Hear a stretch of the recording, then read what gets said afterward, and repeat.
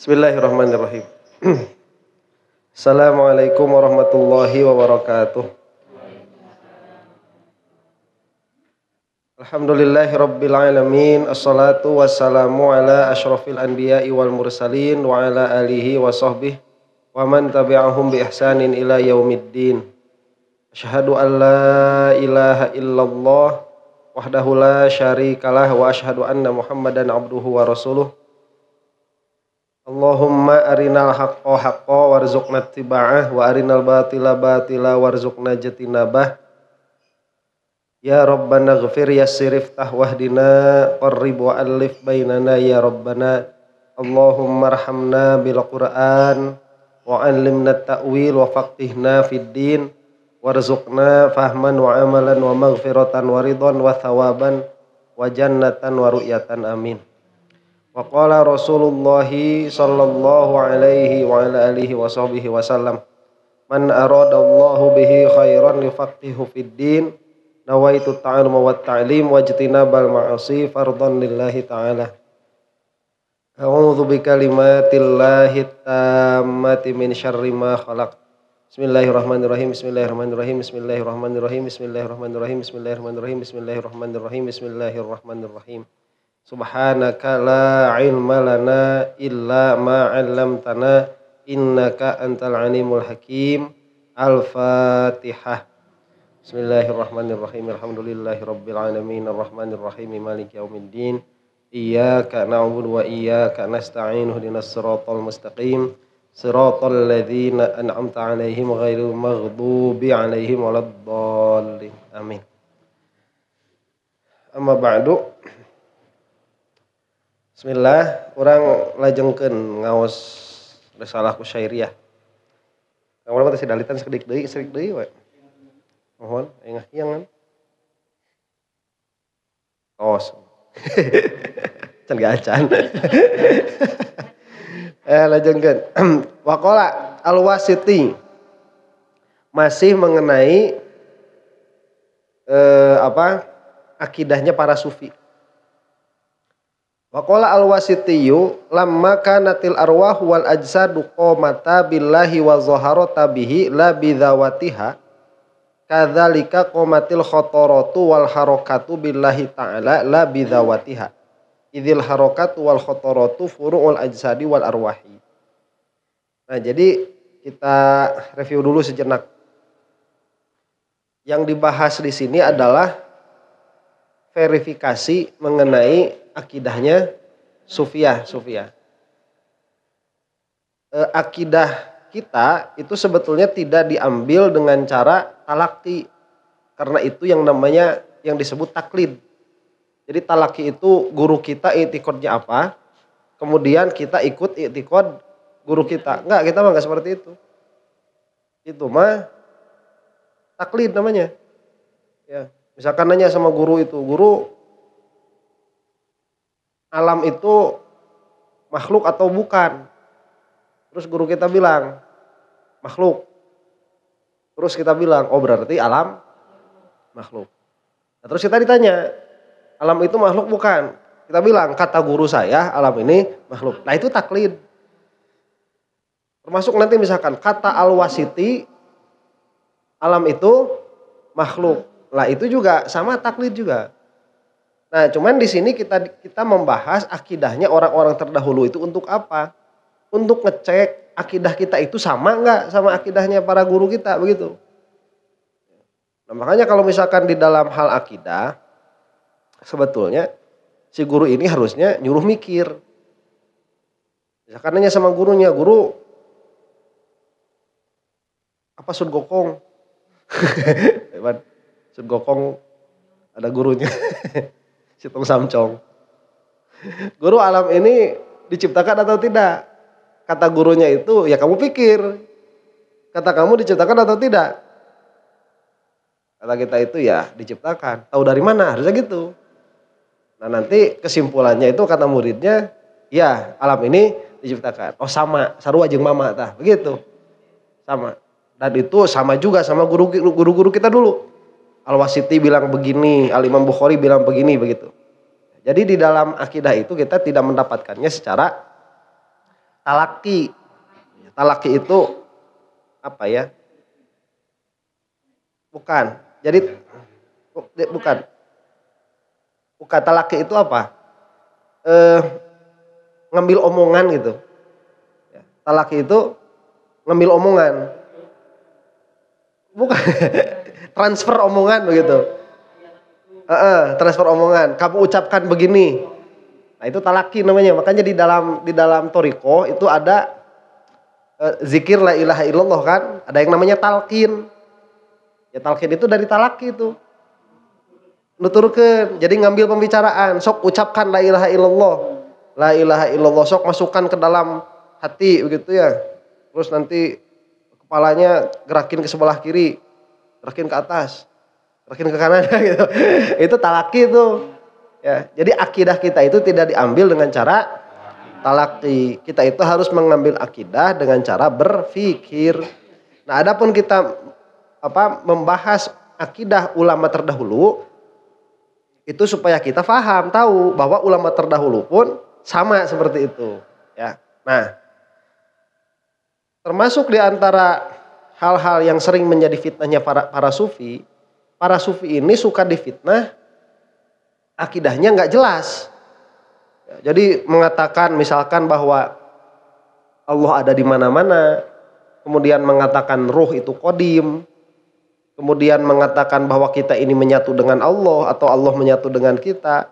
Nah, ini akidah yang suka dilemparkan kepada sufiyah. Nah, makanya kita cek apakah benar para sufi itu i'tiqadnya seperti itu. Ya ternyata enggak. Nah, gitu ya. Nah, sekarang kita membahas nih. Waqala Al-Wasiti, berkata siapa? Al-Imam Al-Wasiti. Tatkala ruh dan jasad itu dua-duanya diciptakan oleh Allah dan nampak karena Allah, bukan karena dirinya sendiri. Demikian pula bisikan-bisikan hati dan gerak-gerak badan. Itu pun ada karena Allah, bukan karena dirinya sendiri. Karena yang namanya gerak, maksudnya gerak badan, wal khotorot dan gerak hati, itu adalah cabang dari jasad dan ruh. Begitu. Paham pembicaraannya ini?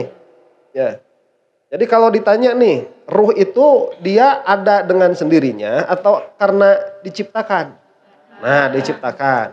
Jasad itu ada karena dirinya atau diciptakan? Nah, sama kan? Sama. Jadi tatkala ruh dan jasad itu dia ada karena Allah dan nampak oleh Allah, bukan karena dirinya sendiri. Demikian pula sekarang kita tanya nih, khotorot, bisikan hati kita, itu ada karena sendirinya atau diadakan oleh Allah? Diadakan oleh Allah. Gerak kita, gerak badan kita, ini diciptakan oleh kita sendiri atau diciptakan oleh Allah? Diciptakan oleh Allah, sama itu. Kata beliau juga begitu. Jadi bisikan hati itu pun diadakan oleh Allah, gerak pun diciptakan oleh Allah. Nah, kemudian beliau ini mengatakan dalilnya. Karena yang namanya gerak badan dan gerak hati itu khotorot, itu adalah cabang dari jasad dan ruh. Nah, ini informasi tambahan. Ini adalah cabang dari jasad dan ruh. Nah, pertanyaannya begini sekarang nih. Jasad ini jirim atau bukan? Dia materi atau bukan? Jelas dia materi ya. Jelas dia materi. Dia mahsus. Bisa diindra. Ruh itu materi bukan? Nah, kalau madhab utakalimin, ruh itu materi. Ya, madhab utakalimin itu ruh itu materi, dia jauhar. Cuman materinya dia halus. Ya, makanya tidak terindra, tidak mahsus. Nah, kemudian jasad itu dia punya gerak. Yang mana gerak ini adalah arod. Ya, kita sebut apa ya, arod. Bagi jasad. Nah, khotorot, keinginan hati itu adalah arod bagi ruh. Jadi kalau kita lagi pengen ngebaso, itu sama kayak badan kita lagi jalan, sama. Ya, sama itu. Jadi jenisnya itu sama, jenis gerak juga. Cuman yang satu itu geraknya gerak jasad, yang satu geraknya gerak ruh. Maka orang yang paling ripuh itu orang yang ruhnya sering jalan-jalan tapi nggak punya duit. Itu orang paling kasihan tuh. Tersiksa, capek. Hatinya sering jalan-jalan. Lagi duduk aja di belakang rumah ya sambil minum teh manis. Teh manisnya pun hayalan, gulanya nggak kebeli. Lamun, kamu lagi ngapain? Lagi jalan-jalan ke Paris tuh, pun kasihan. Jadi hatinya bergerak, tapi jasadnya enggak, kasihan tuh. Nah orang mukmin nanti di dalam tasawuf itu harusnya sebaliknya. Badannya banyak bergerak, tapi hatinya tetap dengan Allah. Hatinya diam, meskipun badannya bergerak. Nah itu yang bagus. Yang celaka itu hatinya dua-duanya gerak masih mending. Aya keur postinganeun. Ya, ada bahan buat posting itu. Dua-duanya gerak masih mending gitu, ya. Jadi punya banyak keinginan, banyak duit itu masih mending. Yang kasihan itu nah, hatinya banyak jalan-jalan. Nah, itu tidak tersalurkan. Kekejetan hayang kawin deui, kawani eueuh. Itu kasihan itu, ya. Kasihan. Jadi ala kulli halin sama itikad kita dengan Al-Imam Al-Wasiti. Dan Al-Imam Al-Wasiti itu adalah seorang sufi. Kemudian diteruskan oleh siapa ini? Al-Imam Al-Qushairi. Sarraha bihadzal kalami anna aksabal ibadi makhluqatun lillahi ta'ala. Jadi dengan perkataan ini Al-Imam Al-Wasiti menjelaskan secara sharih bahwa kasabnya hamba itu diciptakan oleh Allah. Nah, kasabnya hamba itu ibarat bagi dua, bagi gerak badan dan gerak hati. Atau tadi disebut geraknya ruh. Ya, itu disebut kasab. Nah, nanti kasab ini dia adalah mahalut taklif. Mahalut taklif itu dia tempat kenanya perintah. Yang mana dari tempat kenanya perintah ini dia nanti keluar lawazim adi. Berupa apa? Berupa pahala dan siksa. Makanya orang itu ada kena pahala hanya karena punya niat saja. Ada. Hanya karena tamanni saja itu bisa dapat pahala. Wah saya mah kalau punya duit banyak kayak Raffi Ahmad, saya mah udah bikin pesantren paling mewah se-Indonesia. Itu udah punya pesantrennya itu. Udah punya pesantrennya itu. Itu cuman kayak gitu aja. Nah, nanti diuji punya duit 1 juta. Mulai lah eta bohong berarti. Wah, deui pahala teh gitu. Ya. Jadi makanya kadang-kadang kita itu perkara-perkara yang besar itu kadang-kadang diuji oleh Allah dengan sesuatu yang kecil. Kalau memang kita itu kalau punya banyak duit, misalkan ya kalau saya punya banyak uang, saya mau membahagiakan kedua orang tua saya. Nah kita punya uangnya 20.000, udah beliin bakso kasih ke orang tua begitu. Ya. Kadang-kadang diujiin seperti itu. Ya, nanti kalau misalkan itu memang tahakuk ya. Maksudnya memang tahakuk itu gimana? Ya kita itu bisanya cuma beliin bakso nih buat orang tua. Tapi kalau mah bisa beliin helikopter, saya beliin. Itu udah dapat tuh pahala kasih helikopter gitu. Karena bener, karena itu baru itu niat bener tuh, bukan tamanni, bukan cuman menghayal aja.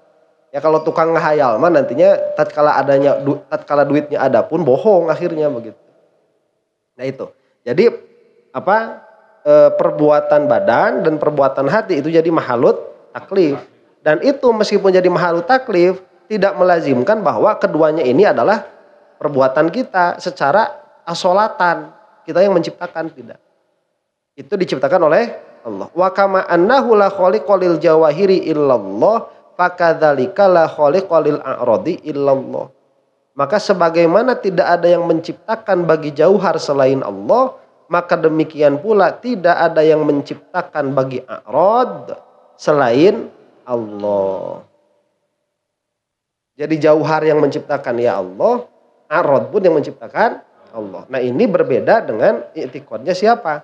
Mu'tazilah. Mu'tazilah mah semua jisim dan semua a'rad itu diciptakan oleh Allah. Semua jisim dan a'rad. Kecuali a'radnya hewan ikhtiariyah.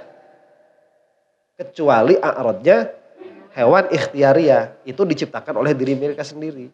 Hewan ikhtiariyah itu ya kucing, ya kita, monyet. Itu hewan ikhtiari.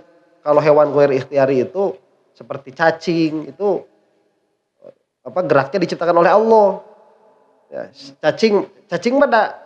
Dia itu nggak tahu dia cacing itu apakah dia sadar dia itu wujud atau tidak? Kayaknya nggak juga. Nggak sadar ada, jadi nggak sadar dia itu ada. Cuma dia gerak-gerak, cuma tidak ada kesadaran dia itu ada. Kalau si kucing dia sadar dia ada, punya kesadaran. Kucing ya hewan-hewan primata begitu. Itu disebutnya tadi hewan ikhtiariyah, makanya mereka itu punya keinginan. Si hewan-hewan itu ada kepengen nu olo-olo makan dibere bonteng nggak ada kabeh kayak gitu sih, ada kucing mah. Ya ada. Begitu ya. Nah, jadi hewan itu hewan ikhtiari. Hewan ikhtiari menurut Mu'tazilah itu perbuatan dirinya, baik yang berupa perbuatan jasad atau perbuatan roh, itu diciptakan oleh dirinya sendiri. Mu'tazilah. Nah, makanya ini rod untuk Mu'tazilah. Jadi kalau misalkan ditanya nanti ini perbuatan kita yang menciptakan siapa? Kata kita itu ya kita sendiri misalkan. Berarti kita Mu'tazilah samanya. Enggak sama kayak para sufi. Kemudian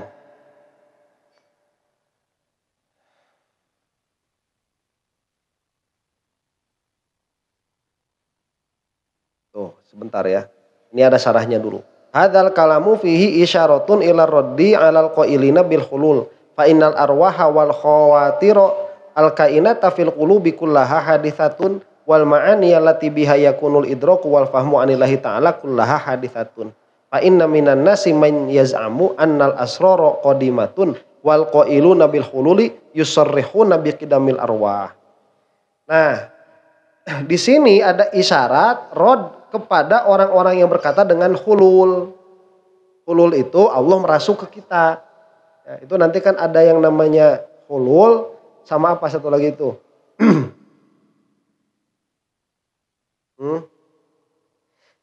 Ittihad. Ada hulul dan ittihad. Hulul dan ittihad itu akidah sesat. Jadi akidah hulul itu bagaimana? Akidah hulul itu Allah merasuk kepada makhluk. Jadi kalau makhluk ini zikirnya sudah tinggi, nanti Allah masuk ke kita. Jadi kita menyatu dengan Allah. Nah itu akidah apa? Hulul. Sesat itu. Ada juga akidah ittihad. Kalau ittihad mah bukan Allah yang merasuk ke kita, tapi kita yang ke Allah. Itu namanya ittihad. Itu pun sesat juga. Jadi baik ruh atau khawatir yang ada di dalam kolbu semuanya itu hadis dan makna-makna yang ada di dalam ruh dan kolbu yang mana karenanya ada pemahaman dan ada idrok, itu pun semuanya dari Allah, hadis juga. Jadi di antara manusia itu ada yang punya sangkaan bahwa asror itu qadim. Ada tuh yang punya etikot seperti itu. Maka orang-orang yang mengatakan hulul, mereka itu secara terang-terangan mengatakan bahwa ruh itu qadim. Jadi buat mereka mah begini hulul itu ya. Ruh itu qadim. Jadi ruh itu tidak diciptakan. Allah pun qadim. Nah kalau kita itu sudah bisa menghilangkan kehadisan kita, maka kita kembali kepada sang qadim begitu. Menyatu. Itu pendapatnya itu. Ini sesat. Ya, sesat. Idh firqatun minal qailina bil hululi saru ilal qauli bi qadamil arwah.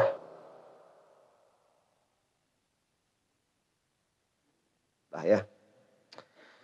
Kemudian terus sami'tu Syaikh Aba Abdurrahman As-Sulami yaqulu sami'tu Muhammad ibn Abdullah yaqulu sami'tu Aba Ja'farin As-Saidalani yaqulu Sami'tu Aba Sa'idin Al-Kharraz yaqulu man zanna annahu bi badlil juhdi yasilu famuta'annin wa man zanna annahu bi ghairil juhdi yasilu famutamannin. Barang siapa yang menyangka bahwa dia itu dengan kesungguhan hatinya bisa sampai kepada Allah, maka dia telah berpayah-payah.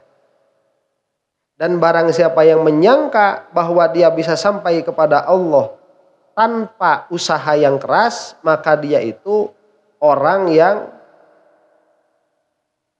sedang menghayal. Nah, ini nanti hubungannya sama itu apa ya? Oh, nanti dulu. Jadi ada informasi dulu begini. Di dalam ilmu tasawuf, derajat yang paling tinggi itu disebut wusul. Jadi cita-citanya para sufi itu apa? Ingin wusul. Cita-citanya orang yang belajar nahwu apa?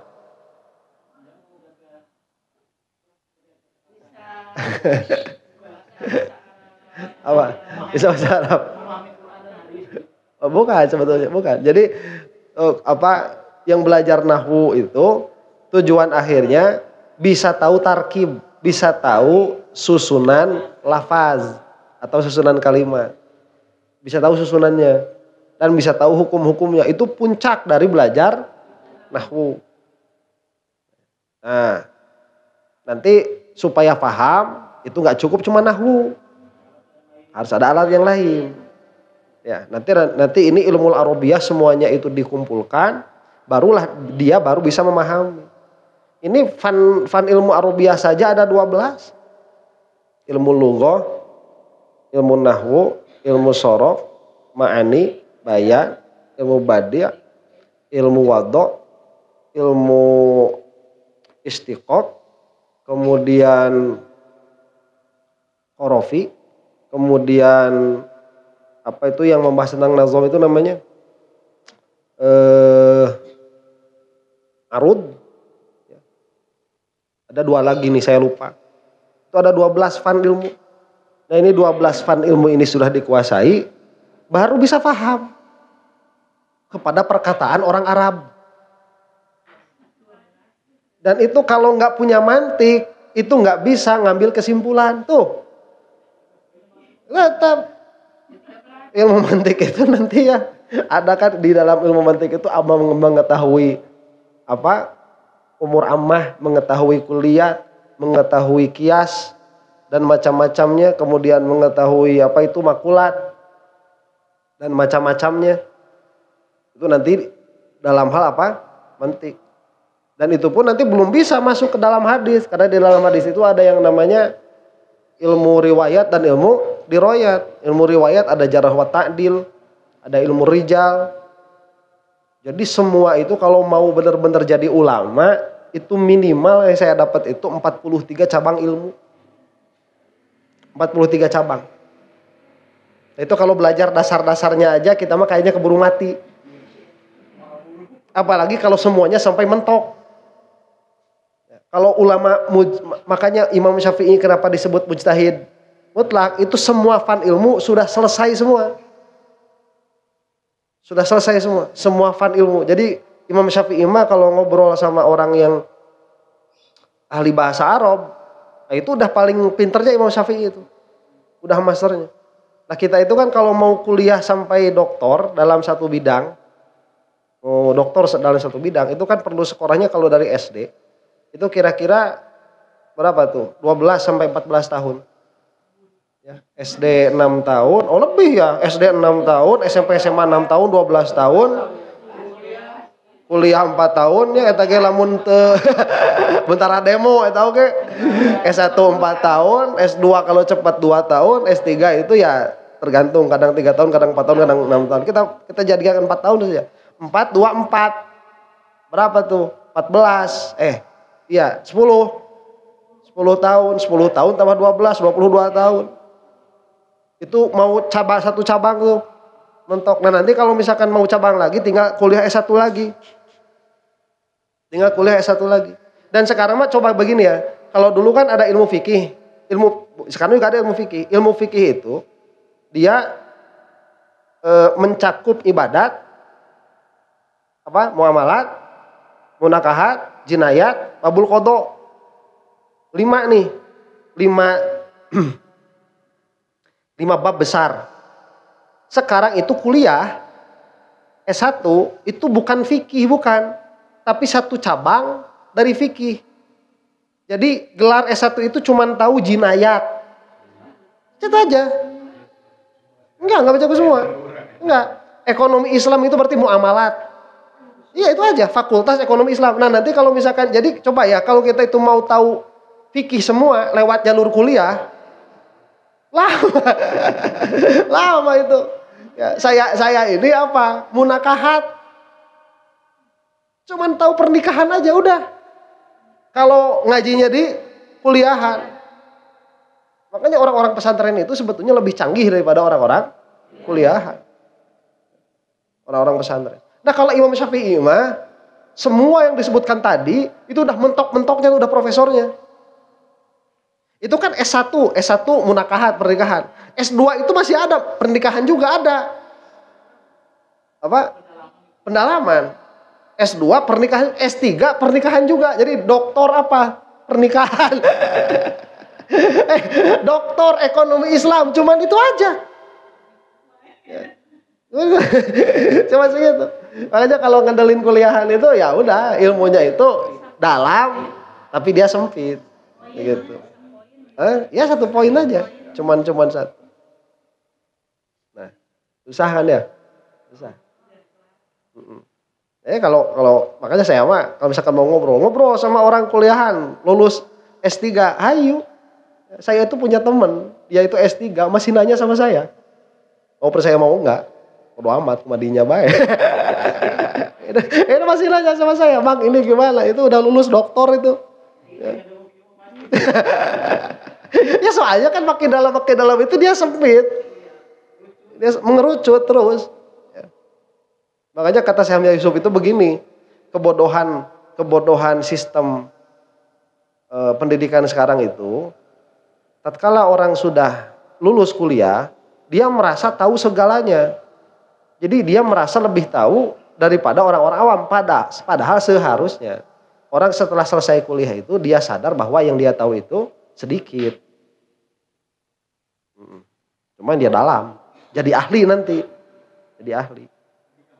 Jadi dinya unggul itu. Lain tuh. Sama itu asyaikhot itu ya. Jadi begini. Sekarang kita balik lagi nih. Sufi itu tujuan akhirnya apa tadi? Wusul. Ya, wusul itu kan sampai. Ya. Cuman nanti gini, maksud wusul itu apa? Kamu paham nggak? Nah, udah mending nggak paham. Udah maksud wusul itu apa? Nggak apa. Udah, jangan dibayang-bayang. Ustaz wusul lagi. Jangan, udah. Pokoknya mah tujuan akhir sufi apa? Wusul.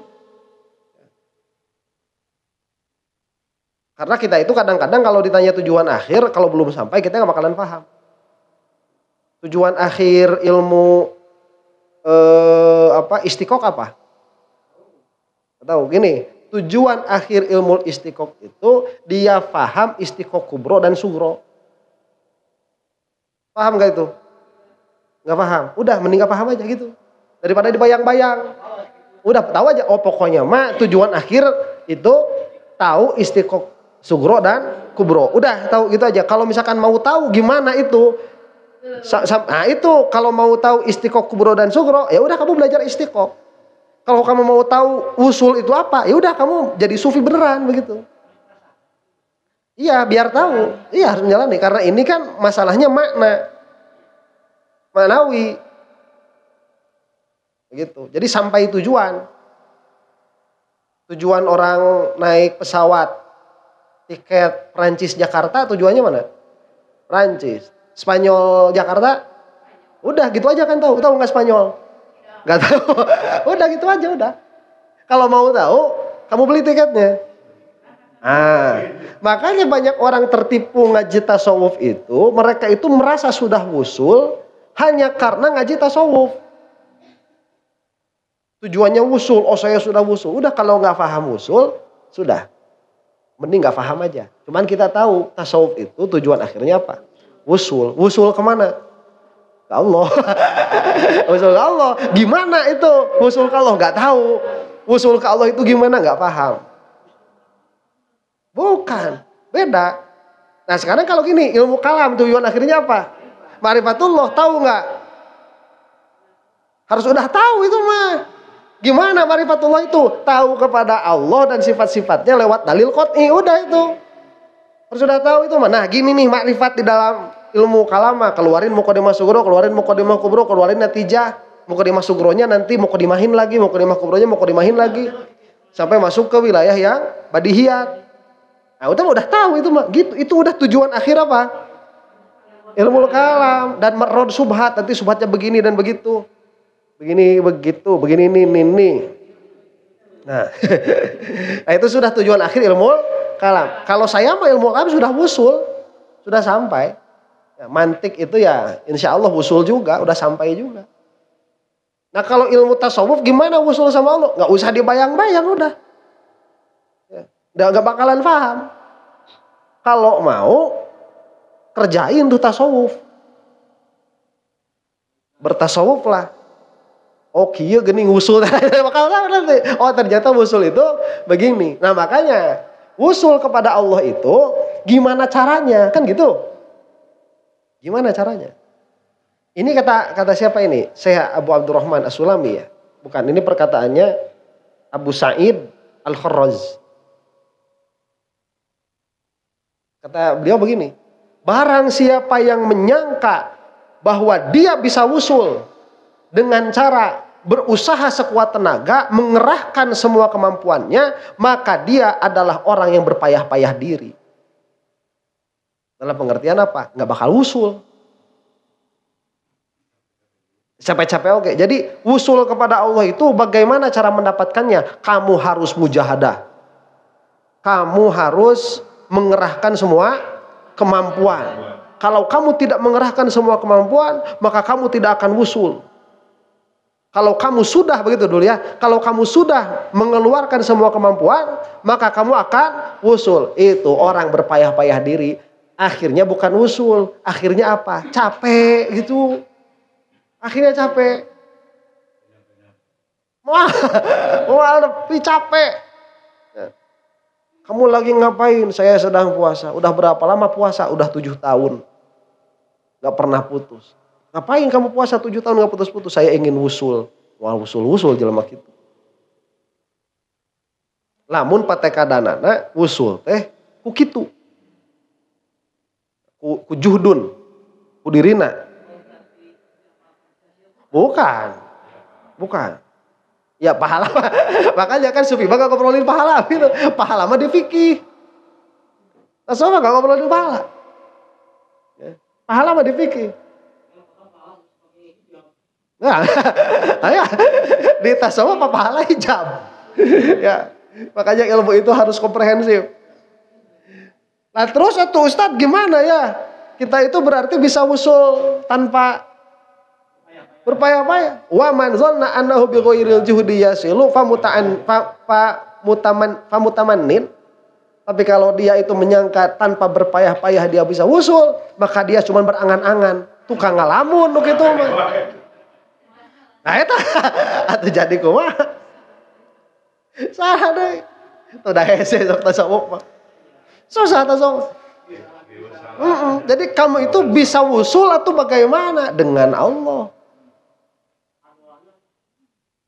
Bukan. Itu mah fadol. Tamu tamanin berarti tukang menghayal. Hah? Ya, jika nama gitu.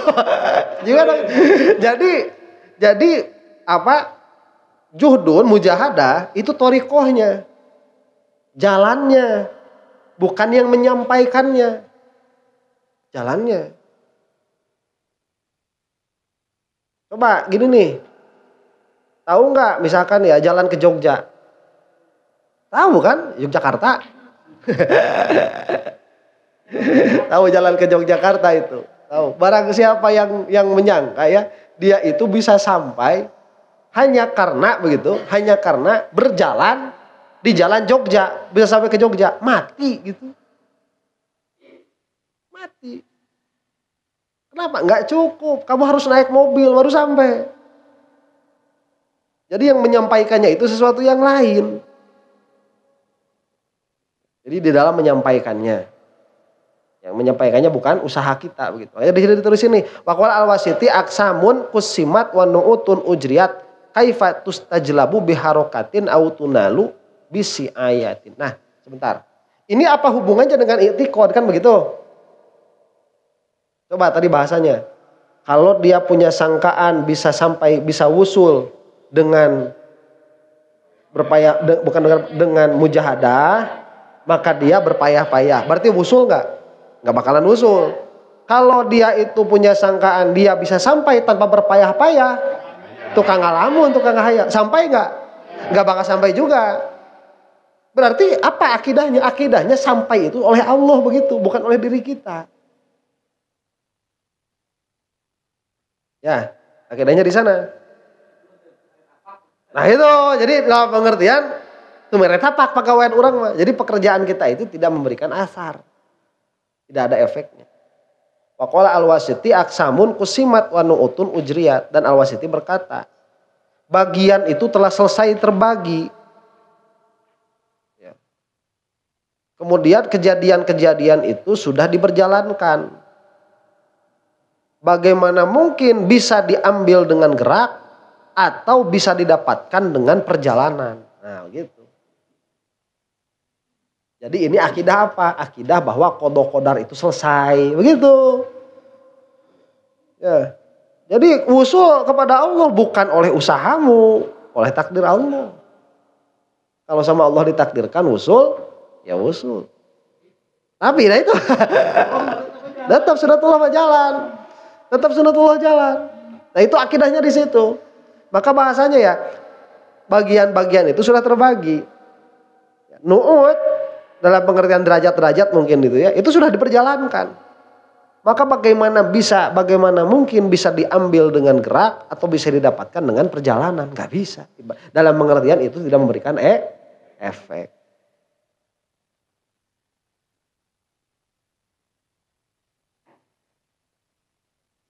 Sudah. Terusan? Jangan tahu. Jadi begini dulu nih.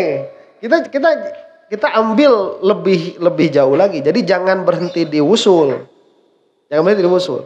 Inti dari perkataan yang tadi itu apa? Inti dari perkataan yang tadi, semua yang terjadi di saat terjadi itu hanya karena Allah begitu. Makanya tadi barang siapa yang menyangka dia bisa usul karena kerja kerasnya, dia orang yang berpayah-payah. Ulah ya kurang lebih seperti itu. Bukan talamun ulah tetegeran kanu amal teh engke jadi nemu tamanin. Jadi orang yang menghayal. Jadi ulah tetegeran kanu amal teh itu nasihat buat orang yang banyak amal. Paham? Paham ya? Ye, maneh teh ulah ngarasa loba duit lah. Abong-abong loba duit, eta caritaan keur saha? Keur nu loba duit. Lain keur nu teu boga duit. Nu teu boga duit dipapatahan kitu ya percuma. Ditu boga mamatahan kitu pan ulah tatagenan kana duit da teu boga. Kuarek tatagenan. Jadi jangan bersandar kepada amal itu. Nasihat bagi siapa? Bagi orang yang banyak amal. Kalau buat orang yang gak punya amal, nasihatnya apa? Beramalah kamu itu begitu. Jangan menghayal. Paham ya? Jadi likul lima kolin makul.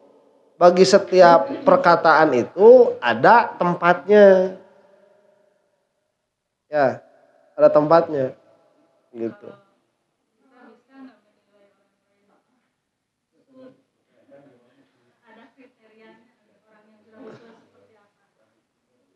Kalau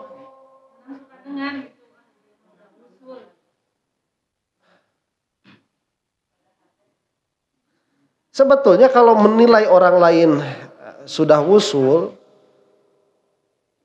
gini bahasanya, jangan menilai. Kalau menilai itu harus ada ilmunya. Ya, kalau menilai itu harus ada ilmunya, harus ada patokan-patokannya. Menyangka zon. Ya, kalau menyangka orang lain sudah wusul, ya nggak masalah. Nggak masalah. Kalau menyangka orang lain wusul. Cuman kalau menilai orang lain wusul itu harus ada ilmunya. Harus ada ilmunya. Nah, cuman kalau buat saya mah begini, selama orang ini dia itu ahlus sunnah wal jamaah ya, kemudian akhlaknya bagus, kemudian ibadahnya bagus, dia tidak bukan orang yang ahlul fasik, bukan orang yang diketahui dosa-dosanya, udah kita husnuzon aja. berprasangka baik aja begitu. Tuh, begitu. Kalau misalkan mau lihat orang lain itu sudah wusul atau belum. Itu bagian dari husnuzon kepada orang mukmin. Tapi ya husnuzon itu harus ada patokannya. Patokannya itu tadi, kalau orangnya ini ilmunya benar, dari ilmu dulu. Ya, ilmunya benar, kemudian orangnya soleh. Karena ilmu benar belum tentu soleh. Belum tentu soleh. Dia tahu fikih itu udah hatam bolak-balik. Pagawean anak, kodoan sholat subuh. Kerjain sholat subuh, dikodo. Itu kesolehannya kurang tuh. Cuman ya masih mending daripada nggak sholat. Ilmunya. Jadi ilmu dan kesolehan itu dia tidak berbanding lurus. Kadang-kadang ilmunya ada, solehnya nggak ada. Jadi patokannya kalau orangnya ini sudah ilmunya benar, kemudian solehnya ada, apalagi dia terkenal orangnya waro. Ya, sudah itu usul. Dua ini saja sudah cukup lah kalau menilai orang lain mah. Ya. Menilai orang lain udah cukup nih. Ilmunya benar. Orang yang soleh dalam pengertian ilmunya diamalkan, dipakai. Nah itu udah kita anggap saja zon, orang-orang yang musilun, orang-orang yang sampai. Cuman kalau buat diri sendiri ya itu nggak cukup. Oh berarti saya sudah sampai ya belum? Ya mana sih? Buat diri sendiri mah itu nggak cukup buat diri sendiri mah. Ya. Nah itu harus juhdun. Harus semua ada tuh belajar. Hasad gak boleh ada, sombong gak boleh ada. Kalau kita lihat orang nih, ilmunya bener, ilmunya diamalkan. Diamalkan aja udah cukup, ilmunya diamalkan. Kata kita tuh, tapi orang ini ada sombongnya, jangan dipakai itu. Kita itu tidak boleh menilai orang lain dari hatinya, nggak boleh. Nggak boleh. Orang ini sombong, nggak bisa. Orang ini hubbud dunya, nggak bisa. Kamu tahu dari mana orang itu hubbud dunya? Nah, itu jangan dimasukkan ke. Kita lihat tadi. Yang fitnah aku, Pak. Iya. Jadi kelihatannya itu sombong, kelihatannya itu hura-hura. Itu mah jangan dijadikan patokan. Untuk menilai orang lain, bukan buat kita. Kalau buat kita mah itu jadi patokan. Kalau buat kita mah, buat orang lain jangan gitu. Ya. Membuat sendiri itu saringannya banyak. Kalau buat orang lain itu cukup yang dua itu. Kita husnuzon saja. Ada lagi pertanyaan?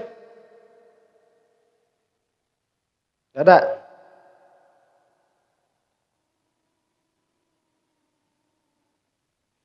Istirahat terus sebentar ya. Allahu a'lam bishawab. Bismillahirrahmanirrahim.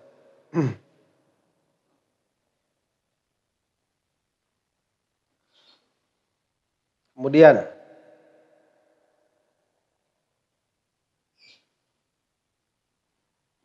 wasu'ila al-wasitiyyu 'anil kufri billahi ta'ala aulillah. Al-Imam Al-Wasiti ditanya mengenai kekafiran.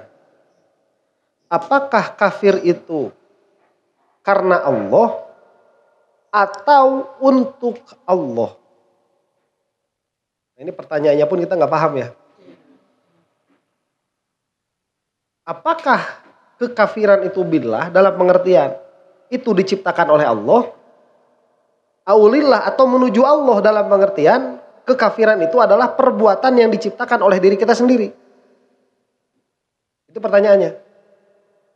Kenapa hal ini dipertanyakan? Karena ada kesimpang siuran. Masa Allah menciptakan kafir, terus Zaid itu sama Allah dibikin kafir, terus Zaid itu sama Allah disiksa. Sedangkan Yusuf sama Allah dikasih iman, kemudian sama Allah dikasih nikmat. Lah Allah ini kok sewenang-wenang. Jadi kalau siapa yang mengatakan seperti itu? Mu'tazilah. Solah-solah.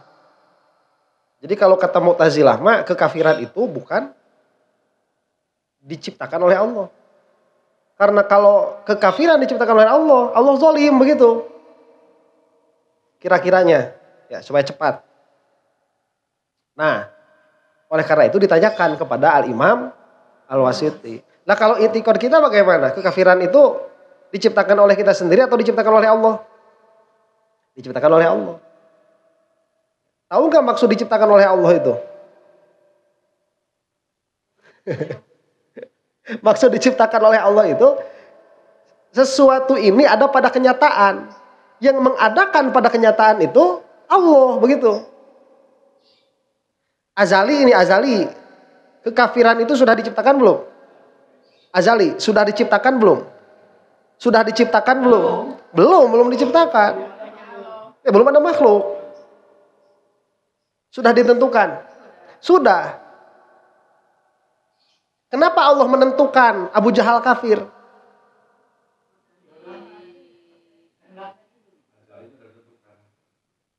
Ya jelas. Kenapa Allah menentukan Abu Jahal kafir?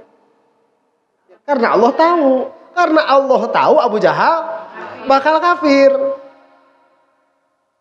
Jadi Abu Jahal itu kafir karena pilihan siapa? Dirinya. Jadi Abu Jahal itu ya sebelum Abu Jahal ada, Allah tahu bakal ada Abu Jahal. Dan Allah tahu Abu Jahal ini bakal milih kafir daripada iman. Makanya waktunya Abu Jahal ada sama Allah dibikin apa? Dibikin kafir. Nah itu intikad kita tuh. Paham nggak? Sekarang kita ngaji nih. Ada kan ngajinya kan? Ada pada kenyataan tuh. Diciptakan oleh Allah. Diciptakan oleh Allah. Ditentukan sejak kapan? Azali. Kenapa Allah menentukan kita itu akan ngaji saat ini? Karena Allah tahu hari ini kamu mau ngaji. Ya, kalau enggak ya enggak, sama Allah enggak dibikin. Makanya fala talumana illa nafsak, jangan kamu menyalahkan siapa-siapa kecuali dirimu.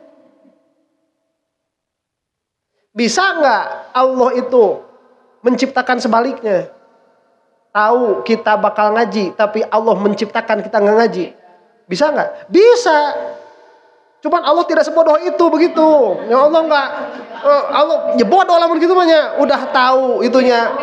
Tapi tidak terjadi. Enggak, tetap itu pilihan Allah. Jadi Allah menentukan kita begini karena Allah tahu kita akan begini dan Allah menjadikan kita begini meskipun Allah berkuasa untuk menciptakan sebaliknya.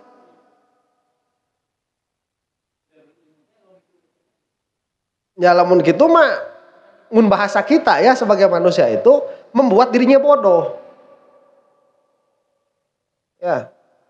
Ini kalau misalkan kita nih ditanya, kalau besok ditawarin duit, kemarin kan ada koruptor ya di dalam rumahnya itu duitnya berapa? 980 miliar. Itu hampir 1 triliun nyimpen duit di rumah. Oh mas, oh berarti 1 triliun lebih ya, berarti nilainya itu. Itu cuman kerja dari tahun 2012 sampai sekarang 2024, cuma 12 tahun jadi hakim. Ya, kumpulin itu terkumpul 980 miliar duit doang tuh. Duit doang.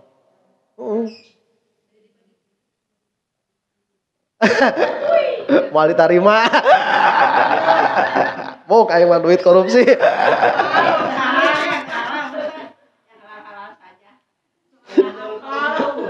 Lamun teu apal masih diterima. Nah, kalau besok kita ditawarin duit 1.000 perak sama 1 miliar. Kita bakal pilih yang mana? 1 miliar. Tahu nggak kita bakal pilih 1 miliar? Tahu, kalau saya mah tahu. Mau mungkin saya milih 1.000 perak, nggak mungkin pasti milih 1 miliar. Pasti. Masa nggak tahu? Pasti bakal milih 1 miliar. Tapi apakah kita bisa milih yang 1.000? Bisa. Coba kalau kita milih yang 1.000, bodoh gitu. Bodoh. Bukan bodoh, belegu gue, milih nu 1.000 belegu gue, bodoh. Jadi Allah itu bukan tidak berkuasa menciptakan jadi Allah itu sudah tahu Abu Jahal itu kafir. Kenapa? Karena Allah tahu itu pilihan dia. Allah tahu itu pilihan dia sebelum Allah menciptakan Abu Jahal. Dan tatkala waktunya Abu Jahal ada, oleh Allah diciptakan sebagaimana pengetahuan Allah. Meskipun Allah berkuasa menciptakan Abu Jahal itu, sebaliknya. Jadi Allah tidak terpaksa oleh perbuatan Abu Jahal, tidak. Ayeuna lamun misalkan orangnya ditawarin duit 1.000 sama 1 miliar, kita terpaksa nggak beli 1 miliar itu? Enggak lah, masa terpaksa. Gitu, justru lamun milih 1.000 kapaksa. Milih 1.000 kapaksa, daud beli 1.000. Ayeuna mana gitu. Jadi ala kulli halin itulah itikad kita. Itikad kita itu kekafiran itu meskipun dia adalah pilihan hamba, tapi itu tatkala ada, itu adalah ciptaan Allah. Itu diadakannya oleh Allah. Paham?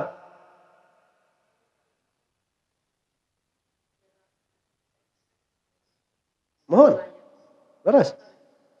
Tinggal dina ayana. Janten bentenkeun, bedakan oleh kita itu antara adanya satu perkara dan taksis mengkhususkannya satu perkara itu. Ya. Nah, begini. Misalkan ya, orang ingin kafir kan begitu. Ini kekafiran orang tatkala ada itu diciptakan oleh siapa? Oleh Allah. Adanya. Beda sama kita begini. Kalau kita di rumah pengen lukisan. Yang pengen lukisan siapa? Kita. Yang mengadakan lukisannya siapa? Tukang lukis kan begitu. Ustaz pan Allah, pan imah keur kadeukeutkeun paham. Keur kadeukeutkeun paham. Untuk mendekatkan paham nih. Kita yang pengen, yang bikin batur orang lain. Paham? Nah, kita nih itikad kita yang mengadakan kafir misalkan nih. Yang mengadakan kafir siapa? Allah. Yang mengadakan iman siapa? Allah. Karena tidak ada perkara yang ada selain Allah kecuali diciptakan oleh Allah. Paham? Sekarang begini, kenapa Abu Jahal ini kafir? Kan sudah beda nih. Karena dia punya 2 pilihan. Atau dalam kenyataannya ada 2 kemungkinan. Kafir dan tidak. Jika ditanyakan kenapa Abu Jahal kafir, jawabannya karena Allah menghendaki, kan begitu. Kemudian ditanyakan lagi, kenapa Allah menghendaki? Karena Allah tahu sebelum Abu Jahal ada. Paham? Jadi Abu Jahal itu kafir, harusnya nyalahin siapa? Dirinya sendiri, jangan nyalahin Allah. Jadi kalau kita bodoh nih, bodohnya kita itu diciptakan oleh siapa? Oleh Allah. Bodohnya kita ditentukan oleh siapa? Oleh Allah. Siapa yang salah? Nah itu bukan salah Allah. Makanya orang yang paling bodoh itu orang yang tatkala dia kurang dalam hal agama tetapi mengatakan, nah Ustaz sudah takdir. Nah ini bodoh nih orang. Tolong. Ya udah takdir ya, Ustaz kan udah takdir. Nah itu bodoh. Ya. Jadi makanya kenapa orang yang taat itu diberi pahala, kenapa orang yang maksiat itu diberi siksa? Karena maksiat karena keinginannya, taat pun karena keinginannya. dia ingin taat, maka Allah menghendaki dia taat. Maka Allah menciptakan dia taat. Meskipun Allah berkuasa menciptakan sebaliknya. Paham? Nah, itu itikad kita. Makanya di dalam tafkir, di dalam berfikirnya begini. Perbuatan Allah mengikuti kudrohnya. Kudroh tergantung irodahnya. Irodah tergantung ilmu. Ilmu Allah dari kenyataan, begitu. Ilmu Allah dari kenyataan. Kenapa Allah tahu Abu Jahal akan kafir? Karena si Abu Jahal itu milih kafir, begitu. Ya. Paham sampai sini? Maka jangan nyalahin siapa-siapa kecuali diri sendiri. Kalau ada kekurangan di dalam diri kita, terutama yang berkaitan dengan ketaatan pada Allah. Nah, makanya Al-Imam Al-Wasiti ditanya tentang kafir. Apakah itu karena Allah, dalam pengertian itu diciptakan oleh Allah? Aulilah atau karena Allah? Nah, kalau si Mu'tazilah begini. Allah itu tidak ada kehendak dan tidak ada pengetahuan mengenai perbuatan hamba. Gak ada. Allah menyiptain hamba, udah terserah kamu aja, begitu. Percaya, cuman tidak berlaku bagi manusia, begitulah kira-kiranya supaya cepat. Pengecualian. Jadi kalau ditanya langit nih, langit itu kenapa warna biru? Irodahnya Allah. Ya benar, sama kan? Sama. Tapi tatkala manusia beda. Itu si Mu'tazilah tuh. Manusia itu oleh Allah diciptakan. Nanti itu tingginya keluar dari rahim siapa? Itu ketentuan Allah. Cuman perbuatannya Allah nggak ikut campur. Taat maksiatnya nggak ikut campur. Kalau detak jantung itu masih sama Allah tuh. Ya berkedip yang tidak sadar itu masih sama Allah. Tapi kalau udah megat angkot itu mah udah perbuatan sendiri, begitu. Yang ikhtiari. Itu siapa? Mu'tazilah. Nah, kekafiran ini masuk yang ikhtiari atau masuk yang idtirori? Kekafiran ikhtiari. Kekafiran itu masuk yang ikhtiari. Makanya kata Mu'tazilah ini bukan perbuatan Allah, begitu. Ini tidak diciptakan oleh Allah. Itu kata siapa? Mu'tazilah. Kalau kata Jabariyah, nah ini karena kebanyakan sufi itu dianggapnya Jabariyah. Oh, ini semuanya oleh Allah, kan begitu kan? Jadi kayak apa? Kalau kita bodoh teh yang salah siapa? Allah. Kalau kita tolol, yang salah siapa? Allah. Kalau kita itu sampai nggak ngaji, nggak sholat, itu yang salah siapa? Allah. Nah, takdirnya gitu. Nah, itu siapa? Jabariyah itu yang kayak gitu mah. Jadi pokoknya mah kita itu ditentukan saja oleh Allah. Jabariyah itu lupa. Kita itu ditentukan oleh Allah karena Allah tahu, begitu. Ini makanya nanti begini. Kita itu ya, naudzubillah min dzalik, kalau orang lah misalkan mati, kemudian dia itu dibangkitkan dalam keadaan kafir, dan matinya dalam keadaan kafir. Terus dia minta sama Allah, ya Allah kembalikan lagi saya ke dunia supaya saya bisa beriman. Allah itu rugi nggak? Enggak, kan bisa aja dibalikin lagi sama Allah kan? Bisa aja. Cuman kata Allah begini, maneh mah dibalikin di kadunya kayak bakal anger gitu. Itu kata Allah, kamu itu sekarang mintanya kayak gitu. Kamu dibalikin ke dunia, tetap kayak gitu. Mual. Allah tahu, bakal kayak gitu. Jadi kalau misalkan, kenapa kita itu, kesempatan itu oleh Allah hanya diberikan sekali. Hidup di dunia itu. Karena Allah tahu kalau kita udah masuk akhirat, kemudian kita dibalikin lagi ke dunia, tetap bakal gitu lagi. Bakal gini lagi tetap. Tadi saya malam kan nonton Madrid Barcelona kaduhung teh euy eleh Madrid 4-0. Hah? Champions sanes Liga Spanyol. Itu kan kalah tuh 4-0 loh. Madrid. Kaduhung lalajo. Nah, nanti kan di akhirat tuh begini kira-kiranya, saya kan bakal menyesal tuh. Saya tahu bakal menyesal, tapi kan tetap dikerjain. Sama dikali, ya aing. Aing tahu itu kalau nonton bakal menyesal saya tahu, tapi saya tetap melaksanakan. Dan nanti penyesalan itu bakal ada di akhirat itu. Kamu itu bukannya ngaji jam segitu masih melek, bukannya ngaji. Namun ayah kodoanun bukannya ngodoan, kalau nggak ada bukannya tahajud. Tapi saya tetap kan kayak gitu. Saya bakal minta nanti, ya Allah, balikin lagi saya ke dunia. Ya. Kalau nanti mah demi Allah katanya tuh saya itu nggak bakalan nonton. Allah itu langsung bilang, tahu kamu mau bakal gitu lagi. Jangan lagi orang geusnya, ini waktunya ngaji. Kamu tahu nggak ada tempat yang lebih bagus daripada majelis taklim nggak? Nggak ada. Terus ngapain kamu nggak ngaji itu? Kenapa nggak ngaji? Kenapa ninggalin gitu? Enggak, maksudnya kamu tahu nggak itu terugi gitu? Tahu. Kamu tahu nggak nanti di akhirat bakal menyesal? Lah kok masih dikerjain? Karena gitu, karena kita itu udah pilihan kita, udah kita pilihnya gitu. Allah mah udah tahu. Iya, sama Abu Jahal pun begitu. Tahu nanti kalau balik ke dunia, gitu lagi.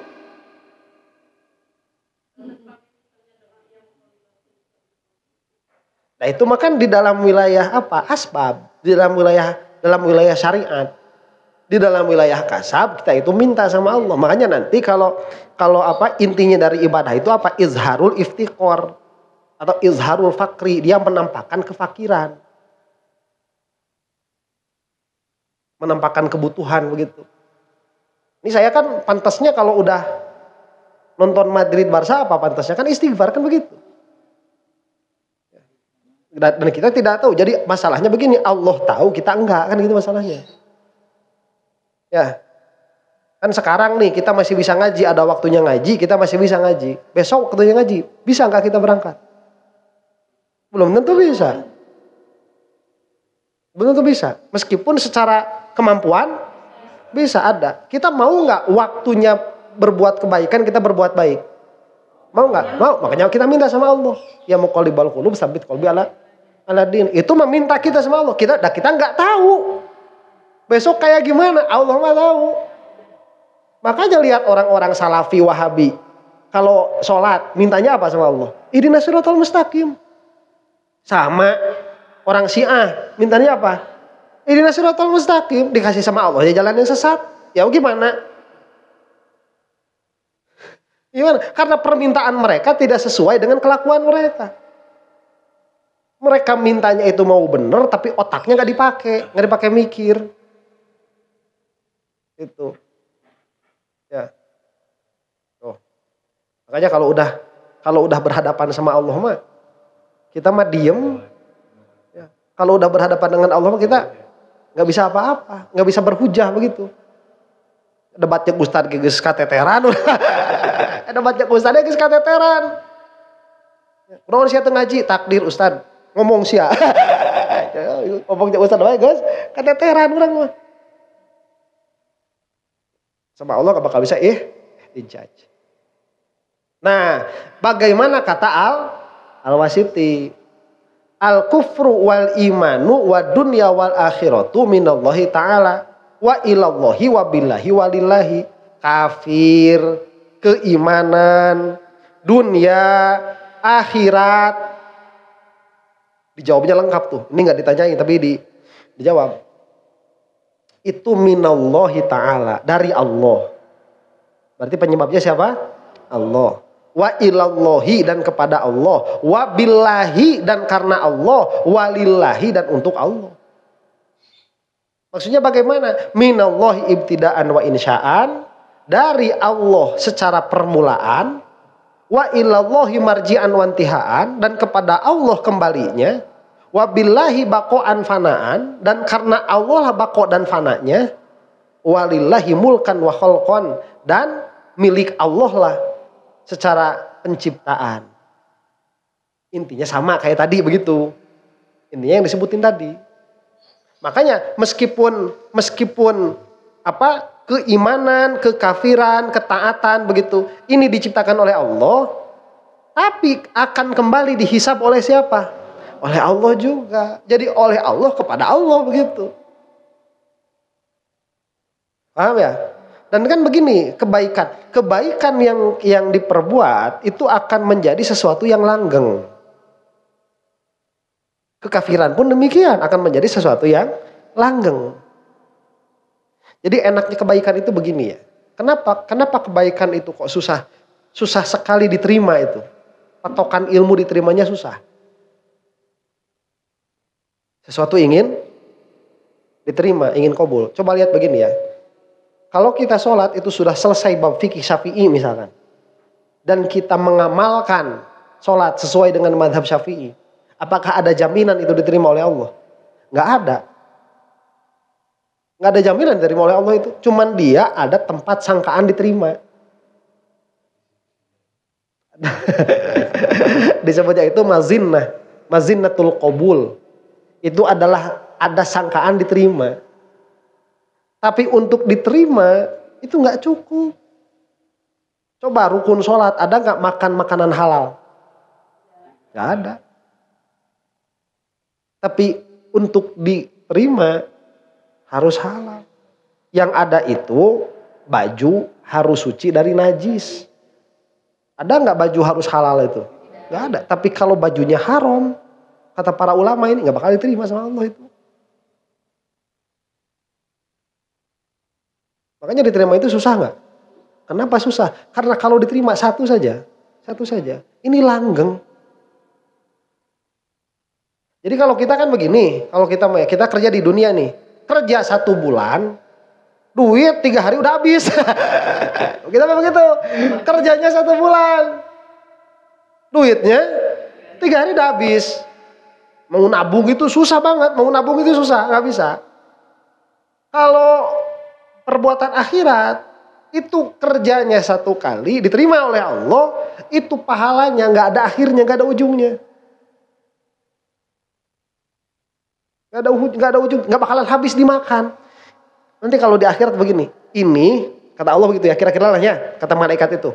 Ini pahala kamu ngucap hamdalah 1 kali, yang lain tidak diterima. Jadi yang diterima itu cuman hamdalah saja, 1 kali gitu.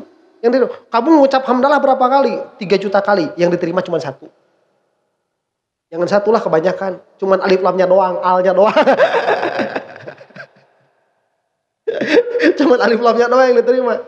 Ini pahalanya apa? Keabadian di surga. Mau gimana?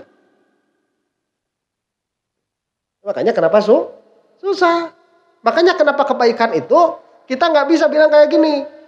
Dah ngesering ngaji air mah mual. Nggak bisa ngomong kayak gitu kita itu. Emang udah diterima sama Allah itu? Belum tentu. Nggak sebelah, nggak sholat ke kamarinya, penuh nggak selila sholatnya. Ayo mah rek pensiun sholatnya. Emangnya diterima sama Allah sholatnya? Belum tentu. Makanya orang yang paling tolol itu orang yang merasa kebaikannya sudah banyak. Masalahnya kita nggak tahu apakah kebaikan kita ini diterima atau enggak. Makanya kenapa yang paling susah di dalam ibadah itu istiqomah. Yang paling sulit. Paham sampai sini? Ada pertanyaan? Dung. Ada. Wa qala al-Junaidu su'ila ba'dul ulama'i 'anit tauhid. Fa qala huwal yaqin. Nah, ini Syekh Junaid. Dan berkata Syekh Junaid, sebagian ulama ditanya mengenai tauhid. Maka berkatalah Syekh Junaid itu huwa al-yaqin. Tauhid itu adalah yakin. Faqala sa'ilu, maka berkata yang bertanya itu, bayyin li ma huwa. Ini jawabannya nggak jelas. Tolong jelaskan kepada saya yakin itu apa. Jadi tauhid itu apa? Yakin. Nggak jelas Yakin itu apa? Faqala huwa ma'rifatu ka'anna harakatil khalqi wa sukunahum fi'lullahi ta'ala wahdah la syarikalah fa idza arafta dzalika faqad wahaddah. Yakin itu adalah kamu mengetahui bahwa geraknya makhluk dan diamnya makhluk itu adalah perbuatan Allah Ta'ala saja. Jadi tidak ada syarik. La syarikalahu. Tidak ada syarik bagi Allah. Makhluk, geraknya makhluk diciptakan oleh Allah. Diamnya makhluk diciptakan oleh Allah. Fa idza arafta dzalik faqad wahadta. Dan apabila engkau sudah tahu bahwa semua gerak dan diamnya makhluk itu diciptakan oleh Allah, maka engkau telah mentauhidkan Allah.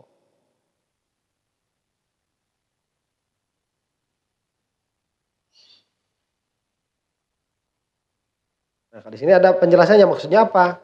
Ini penjelasan wahdaniyat fil af'al. Tidak ada yang memiliki perbuatan selain Allah Subhanahu wa taala. Sami'tu Muhammad ibn al-Husain rahimahullah yaqulu sami'tu Abdul Wahid ibn Aliyin yaqulu sami'tu al-Qasim ibn al-Qasim yaqulu sami'tu Muhammad bin Musa al-Wasiti yaqulu sami'tu Muhammad bin Husain al-Jauhari yaqulu sami'tu Dhannun al-Misri yaqulu. Ini dari al-Imam Dhunnun al-Misri. Waja'ahu rajulun faqala ud'ullaha li, tolong doakan kepada Allah untukku. Jadi minta didoakan. Ada orang minta didoakan oleh al-Imam Dhunnun al-Misri. Doakanlah saya. Kemarin saya lihat itu di YouTube ada jasa mendoakan. Jadi Bapak ada pakai apa? Pakai tulisannya jasa mendoakan, dikasih duit 20.000. Wah, ada. Pendoanya itu banyak. Ya Allah.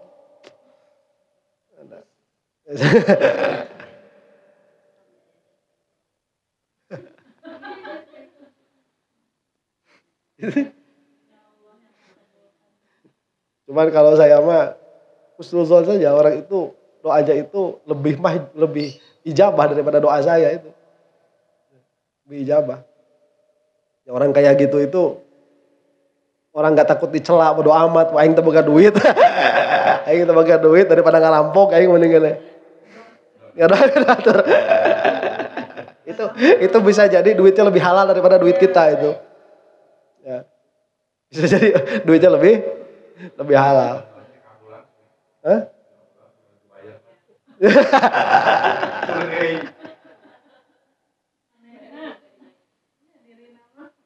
Tenai. Minta doa, Allah ali. Tolonglah engkau berdoa kepada Allah untukku. Faqala in kunta qad uyyidta fi ilmil ghaibi bi sidqit tauhid fakam min da'watin mustajabatin qad sabaqat lak. Nah, ini kalah di papatahan. Mata kerada hese ngobrol jeung wali mah euy. Men tapang doakeun kalah di papatahan. Jika engkau telah diperkuat dengan ilmu ghaib, dengan benarnya tauhid, maka berapa doa yang ijabah yang telah melaluimu. Wa illa fa inna nida'a la yunqidhul ghuraqa.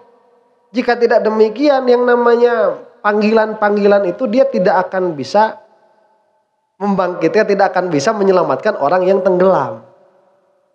Paham tak maksudnya? Paham. Mana? Orang itu biasanya kalau minta didoakan, dia itu tidak puas dengan keadaan. Biasanya begitu. Ustaz, saya minta doa. Mau apa? Kawin lagi Ustaz, kalau rahasia, orang oke. Ada kan begitu biasanya ya. Kalau minta didoakan itu ada sesuatu yang di dalam dirinya nggak puas, merasa puas. Nah, Al-Imam Dhunnun al-Misri ini tatkala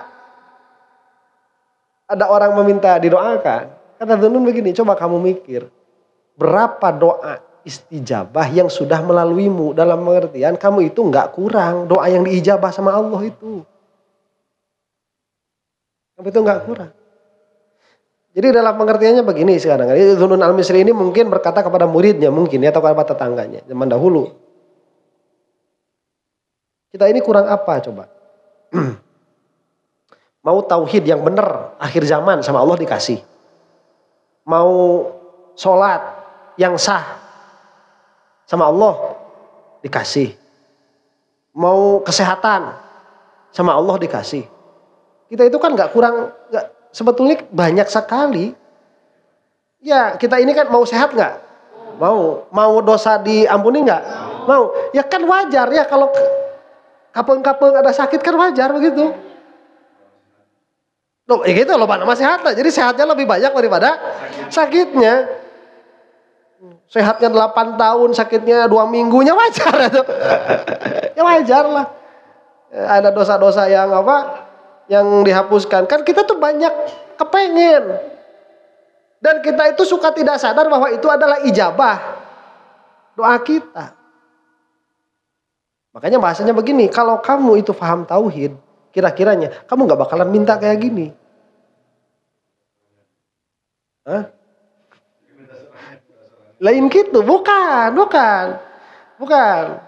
Dalam hal meminta doa itu masnun, ada sunnahnya. Minta didoakan itu ada sunnahnya. Sahabat itu minta didoakan sama Rasulullah. Nanti tabiin minta didoakan sama sahabat. Sahabat yang satu minta didoakan sama sahabat yang lain. Beda, ini mah ngobrolinnya tauhid nih. Dalam pengertian apa? Dalam pengertian kejadian-kejadian yang telah lewat sama kita itu banyak sekali diantaranya doa-doa yang sudah diijabah, dikabul. Jadi biasanya kalau wali itu dia melihat kepada orang. Jadi begini ya, kamu minta didoakan misalkan sama seseorang nih. Maksud kamu minta didoakan sama seseorang ini apa? Itu kan banyak maksudnya. Dan maksudnya suka berbeda-beda.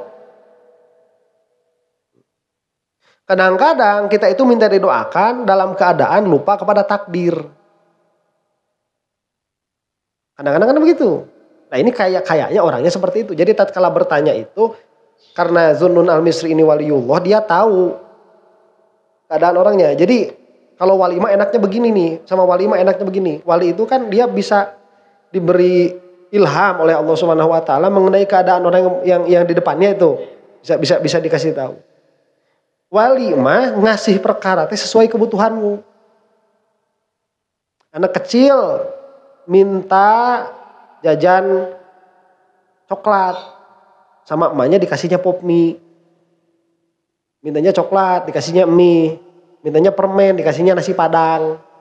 Itu wali namanya. Wali namanya. Makanya orang tua itu disebut wali anaknya. Karena ngasih sesuai kebutuhan anaknya. Enggak anaknya minta permen, kasih. Minta coklat, kasih. Minta mainan, kasih. Enggak. Karena si orang tua ini wali anaknya, si orang tua ini ngasih sesuai kebutuhan anaknya. Nah waliullah itu kalau bertemu sama orang di depannya itu ngasih sesuai kebutuhannya, tidak ngasih sesuai permintaannya. Makanya ada orang mintanya itu didoakan, padahal dia sedang dalam keadaan ghaflah. Makanya dikasihnya nasihat.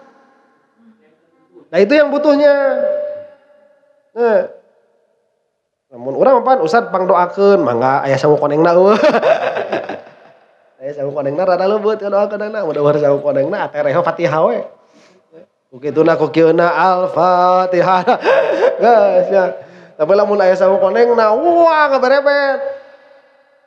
Nah kalau wali mah enggak, kalau wali itu dia ngasih sesuai kebutuhan, makanya mintanya doa dikasihnya nasihat. Nah, mintalah apa? Tolonglah doakan kepada Allah untukku, kata Zunnun al-Misri. Emang kamu itu kurang apa? Doa yang ijabah dari Allah itu kurang apa? Mungkin. Jadi dia ghaflah begitu. Orangnya itu. Nah, diteruskannya begini, wa illa fa innan nida'a la yunqidhul ghuraqa. Kira-kiranya beginilah, orang yang lagi tenggelam itu teriak-teriak minta tolong. Itu bermanfaat nggak? Bermanfaat gimana? Orang yang tenggelam, teriak-teriak minta tolong itu, nggak bermanfaat. Udah tenggelam aja.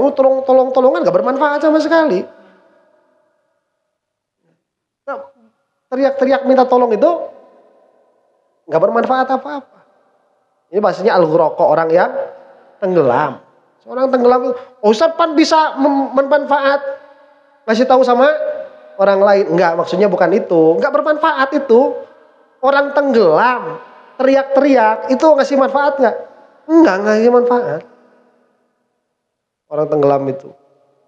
Nah kira-kiranya begini, kalau orang itu sudah ditakdirkan sama Allah demikian dan demikian, kemudian dia itu teriak-teriak minta sama Allah juga nggak bermanfaat juga. Begitu. Om itu manggil-manggil itu, tolong, nggak bermanfaat. Bukan dalam pengertian nanti ada yang ngedenger terus ditolong, enggak, bukan kayak gitu. Nah, jadi pengertiannya apa? Pengertiannya begini nanti. Ini tetap mengenai apa? Mengenai takdir juga. Mengenai takdir juga. Jadi akidahnya para sufi bagaimana? Ya, perkara itu sudah selesai. Sudah selesai. Makanya kalau misalkan mau berdoa itu jangan lupa. Jadi kan begini ya. Kalau apa patokannya tauhid, ilmu tauhid, dia patokannya itu kan fondasi keimanan. Kalau tasawuf itu nanti apa? Ahwal, keadaan hatinya begitu. Jadi ingat keadaan kesadaran dirinya. Sekarang nih di dalam tauhid, semua perkara yang ada itu dinisbahkan kepada Allah, apanya Allah? Afalnya Allah kan? Perbuatannya Allah. Nah kalau misalkan kita sudah tahu itu perbuatannya Allah, apakah senantiasa kita itu selamanya sadar bahwa semua ini adalah perbuatannya Allah? Tidak. Sering goflahnya lebih sering daripada sadarnya begitu. Nah cuman kalau di dalam materinya yaitu. Waqala al-Wasiti idda'a fir'aunur rububiyyata 'alal kasfi wa da'atil mu'tazilatu 'ala satri taqulu ma syi'tu fa'altu. Nah, ini kata al-Wasiti. Fir'aun itu mengaku Tuhan secara terang-terangan, kalau Mu'tazilah mengaku Tuhan secara sembunyi-sembunyi. Taqulu ma syi'tu fa'altu. Dia berkata apa yang saya inginkan saya kerjakan. Jadi kalau kata al-Wasiti begini kira-kiranya. Ya. Ada kesamaan antara Fir'aun dan Mu'tazilah. Apa kesamaannya? Ngaku-ngaku Tuhan, dua-duanya ngaku Tuhan. Yang satu mah terang-terangan, yang satu masih sembunyi-sembunyi. Gimana sembunyi-sembunyinya? Kalau saya mau mengerjakan, saya kerjakan. Kan insyi'tu fa'altu. Kalau kita kan insya Allah fa'altu. Jika Allah menghendaki, ya saya kerjakan. Kalau Allah tidak menghendaki, saya tidak mengerjakan. Nah itu kita tuh. Makanya bilangnya insya Allah. Lain insyi'tu. Kalau Mu'tazilah mah bilangnya apa? Insyi'tu. Besok ngaji enggak? Mun purun ngaji. Mun teu purun moal. Teh Mu'tazilah nu kitu teh. Kepada diri sendiri. Ya kalau mau mah saya berangkat. Kalau enggak mau saya enggak berangkat. Nah itu Mu'tazilah tuh. Dia itu sudah ngaku Tuhan. Cuman ngaku Tuhannya sembunyi-sembunyi. Nah, menentukan diri saya itu, menentukan diri sendiri begitu.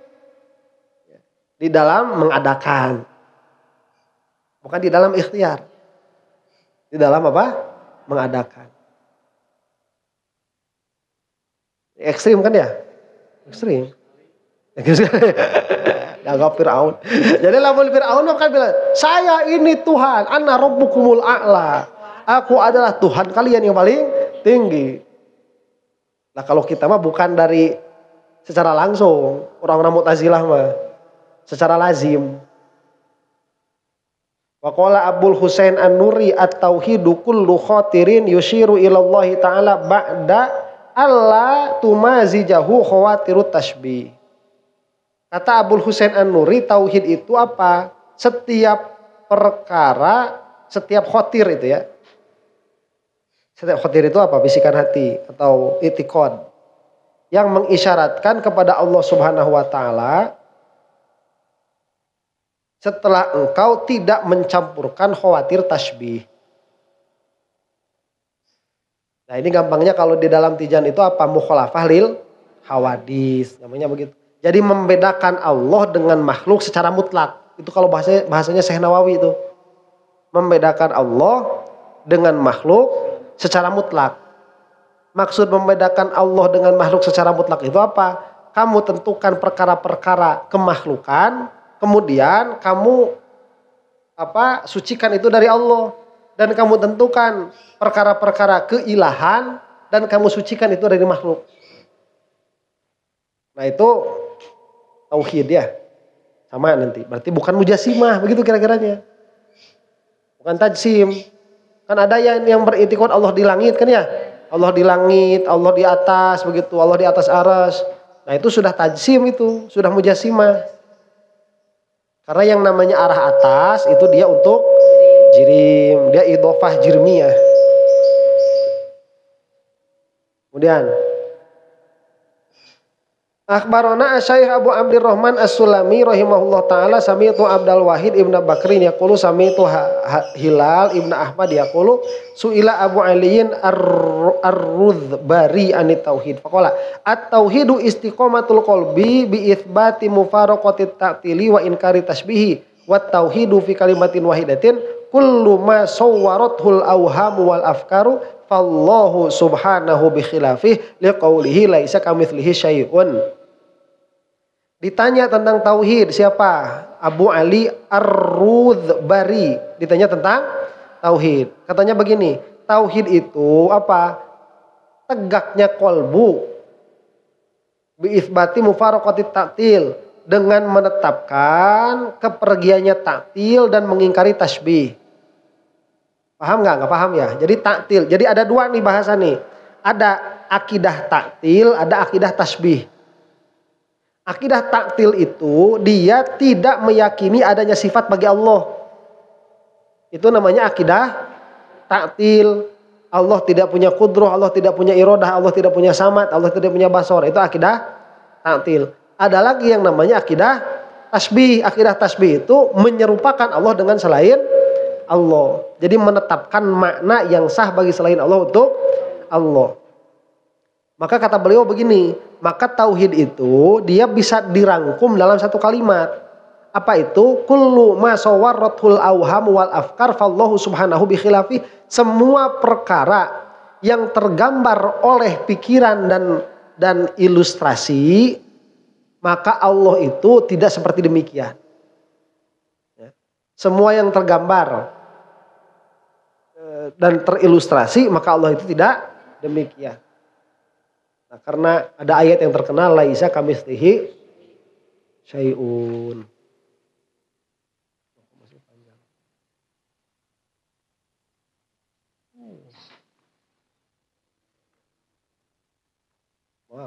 Terus waqala Abul Qasim An-Nasrabadhi al-jannatu baqiyatun bi ibqaihi wa dzikruhu laka wa rahmatuhu wa mahabbatuhu laka baqiyatun bi baqaihi fasyatana baina ma huwa baqin bi baqai wa baina ma huwa baqain bi ibqai. Surga itu tetap karena ditetapkan oleh Allah. Sedangkan dzikruhu laka, zikirnya Allah padamu. Jadi bukan zikirnya kamu kepada Allah, tapi zikirnya Allah padamu. Dan rahmatnya Allah dan mahabbahnya Allah untukmu, dia itu tetap karena tetapnya Allah. Maka jauh di antara dua perkara yang tetap karena tetapnya Allah dan karena ditetapkan oleh Allah. Bingung kan? Gampang nama kieu we. Ada dua perkara itu ya, surga. Surga itu dia fana atau bako? Bako, surga itu. Surga itu tidak menerima tiada. Cuman bakonya itu karena dibakokan oleh Allah. Ya, bukan karena dirinya. Kalau Allah bako bidatihi karena dirinya. Sekarang begini, takdir Allah padamu, bako atau fana? Di mana akhirnya takdir Allah sama kita itu? Bako. Imma bako di surga atau bako di akhirat. Itu kan karena takdir Allah juga sama kita. Jadi takdir Allah sama kita ada akhirnya enggak? Enggak ada akhirnya. Paham? Sekarang coba lihat begini. Orang kalau masuk neraka itu takdir dari Allahnya apa? Iya. Masuk neraka. Kalau masuk neraka itu dikasih apa di situ tuh? Dikasih siksa. Dikasih siksanya sampai kapan? Terus sampai gak ada akhirnya. Dan itu adalah ketetapan Allah baginya yang tidak ada akhir. Ketetapan Allah baginya senantiasa di dalam siksa yang tanpa akhir. Kalau orang masuk surga, dikasih apa? Dikasih nikmat. Sampai kapan nikmatnya? Berarti takdir Allah bagi orang yang ada di dalam surga pun pada akhir. Nah sekarang neraka mah jangan dibahas neraka mah. Nah kita mah nggak mau masuk neraka ya. Maunya kan masuk surga tuh. Maunya kita itu masuk surga. Nah kesalahan kita itu di dalam mengingat Allah, kita itu ingin surganya. Jadi kalau misalkan orang ditanya, saya nanya nih ya, saya sering nanya kayak gini. Mending punya duit 50.000 tapi gak habis-habis, apa mending 1 triliun tapi habis? Nah kan gitu, mending 50.000 unlimited man. Jadi dia apa? ATM-nya kena glitch. Ya. Bukan terus ngisi, diambilnya gak berkurang. Mending 50.000 tapi gak ada habisnya. Daripada 1 triliun habis, 1 triliun habis, ya habis. Udah habis udah. Ya. Tapi kalau kita ini ngambil duit tinggal 50.000 lagi. Di ATM duit tinggal 50.000 lagi. 50.000 berapa? 75.000. Nu bisa dicokotnya 50.000. Ambil ATM, ambil 50.000. Pas diambil teh sisa 75.000. Anger. Nanti sore diambil lagi tetap 75.000. Itu terus-terusan. Mau diambil 10 lembar tetap 75.000. Mau diambil 100 lembar tetap segitu. Mau diambil 1000 lembar tetap segitu. Sama duit 1 triliun mending mana? Mending itu. Sama 2 triliun. Mending itu. Sama 10 triliun. Mending mana? Mending itu. Makanya nih orang yang cerdas. Yang memakai apanya? Yang memakai logikanya dengan benar. Sesuatu yang mulia itu dilihat dari apanya? Dari bakonya, dari kekekalannya. Makanya sedikit kekal itu lebih baik daripada banyak habis. Apalagi kalau sebaliknya, sedikit habis sama banyak kekal, mending mana? Nah itu. Ya kan, apalagi kalau kayak gitu, sedikit habis sama banyak kekal, mending duit 50.000 tapi habis apa 1 triliun gak habis-habis. Nah itu. Ayo, ada 1 triliun diambil 100 juta tetap segitu. Makanya nih orang sufi bilang kayak gini, andai kata Allah itu surga diciptakannya dari gubuk, saya lebih memilih surga gubuk daripada dunia istana. Itu para sufi, karena kalau akalnya sehat dan cerdas, yang dia pilih itu apa? Kekekalannya, kebakoannya. Apalagi nih di dunia itu gubuk, akhirat apa namanya itu istana. Dan bako dan ini fana. Atau yang mending itu begitu. Ya. Gara-gara itu. Ya bako. Nah sekarang kita melihat 2 perkara yang bako. 1 surga, 2 takdir Allah. Paham? 1 surga. Jadi udah lebih tinggi lagi nih sekarang kita mikirnya. 1 surga, 2 takdir Allah. Kenapa kita ingin surga? Karena surga itu kekal. Kan begitu? Kenikmatannya kekal. Meskipun di surga nupang hanapna. Surga yang paling bawah itu 10 kali lipat universe yang ada. 10 kali lipat universe. Kita ini sekarang yang punya tanah di dunia 5 hektar itu asa geus pangbeungarna. Di akhirat itu 10 kali universe itu sertifikat nama kita semua. Dan itu berkembang. Jadi kalau di sana mah makin gede gitu. Bangunannya makin bagus, derajatnya makin tinggi. Karena setiap derajat di sisi Allah pasti ada yang lebih tinggi. La nihayata lahu, tidak terbatas. Mau nggak kita masuk surga itu? Mau. Tolol. Nah ini tolol kamu masuk surga. Mau? Tolol. Kenapa? Karena surga itu kekalnya dikekalkan oleh Allah. Yang lebih kekal dari surga apa? Yang lebih kekal dari surga apa? Ya jelas. Jangan ngobrol Allahnya ini mah. Takdir Allahnya lebih kekal daripada surganya. Karena takdir Allah kepadamu itu azali dan bako. Makanya bahasanya zikruhu ilaika. Ingatnya Allah padamu. Ingatnya Allah padamu itu kekalnya karena dirinya. Itu kan sifat Allah, kan sifatul ilmi. Sifat ilmu, sifat irodah tuh. Makanya kalau kamu mau surga itu masih tolol. Dia tadi nih ya. Orang yang lebih memilih 1 triliun banyak daripada 50.000 nggak habis-habis. Jadi 1 triliun habis sama 50.000 nggak habis-habis. Lebih milih yang 1 triliun. Tolol nggak itu? Tolol. Lihat nolnya banyak. Saya mau yang ini. Naon 50.000 mah. Nyokotan lagi cangkel. Ayo nyokotan we. Hayang 1 juta oge kudu sabar kali nyokot eta. Nah ATM. Kudu 20 kali nyokot hayang 1 miliar kudu. Hese, ayo mending 1 triliun we. Saya mendingin 1 triliun. Sok sampaikan ke habis. Setelah habis dia baru oh iya mending yang itu. Lagi dihadapkan itu yang 1 triliun banyak itu. Daripada yang 50.000 nggak habis-habis mending 1 triliun. Kalau dihadapkan. Kalau sudah habis. Nah, nyesal. Berarti yang lebih memilih 1 triliun daripada 50.000 habis, tolol gak? Tolol. Ada yang lebih tolol lagi? Ada.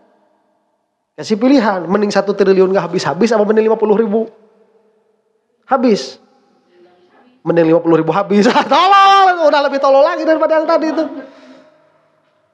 Udah lebih bego lagi. Terus ditanya kita ini sekarang. Mau dunia banyak apa akhirat sedikit? Jawabannya mending dunia banyak, tolol. Yang mending akhirat sedikit. Apalagi kalau ditanyanya itu sebaliknya. Mending dunia sedikit atau akhirat banyak? Mending akhirat banyak. Karena akhirat itu kenapa? Abadi bako. Berarti kita mau surga tuh. Nah tolong gitu, jadi tolong. Kenapa? Karena ada yang lebih bako daripada itu. Bakonya bidzatihi apa takdir Allah padamu. Dalam pengertian apa? Dalam pengertian begini. Kalau kamu mau surga dan berhenti di ingin surga, kamu masih bodoh. Tapi kejarlah sesuatu yang lebih daripada itu. Apa? Rahmat Allah padamu itu yang kamu pengennya, bukan surganya. Karena rahmatnya Allah padamu itu kekal. Bidzatihi dalam pengertian itu irodahnya Allah Subhanahu wa taala. Adapun surganya itu kekalnya bi ibqaihi karena dikekalkan oleh Allah. Paham sampai sini? Terus kaitannya dengan akidah apa? Kaitannya dengan akidah, qudroh irodah ilmu itu qadim. Tidak hadis. Terakhir sebelum sholat ya, wa hadzal ladzi qalahu Syekhu Abdul Qasim An-Nasrabadi ghayatu tahqiq fa in ahlal haqqi qalu sifatu dzatil qadimi subhanahu baqiyatun bi baqaihi ta'ala panabbaha ala hadhil mas'alati wa bayyana annal baqiya baqin bi baqain khilafa ma qalahu mukhaliful haqqi. Ya udah betul. Jadi ini tuh isyarat bahwa sifat Allah itu qadim. Karena yang qadim tidak menerima, tidak ada. Yang qadim tidak menerima, tidak ada. Ada pertanyaan sampai sini? Sebelum sholat? Gak ada? Gak ada, kita istirahat dulu ya. Wallahu a'lam bishawab.